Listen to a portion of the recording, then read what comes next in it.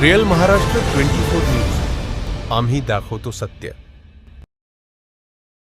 सोपान उस्नाजी शिवभक्त, माझी शेती शिर्शी बुद्रुक रेणकापूरला इथे आहे. तुम्ही ह्या प्रकरणामध्ये अर्ज दिलेले आहेत, तरी सुद्धा काही निवाडा होत नाही. सामायिक क्षेत्रामधून ती वाट आहे, मला त्या वाटेमधून जायला सुद्धा मला अधिकार नाही असल्यासारखं आहे. यांच्याबद्दल गव्हर्नमेंटने त्याच्यावर ॲक्शन घेऊन मला त्या सरळ रस्ता करून द्यावा. निवेदन दिलेले कलेक्टर ऑफिसला दिले.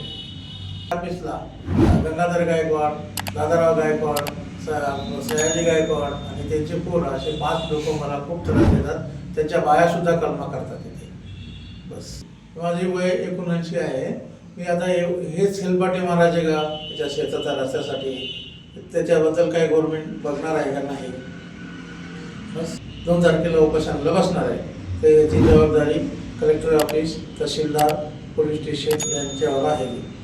जे निवेदन दिलेलं आहे त्याच्याबद्दल त्यांनी जर याच्यावर नाही कारवाई केली तर मी आमरण उपोषणाला बसणार आहे.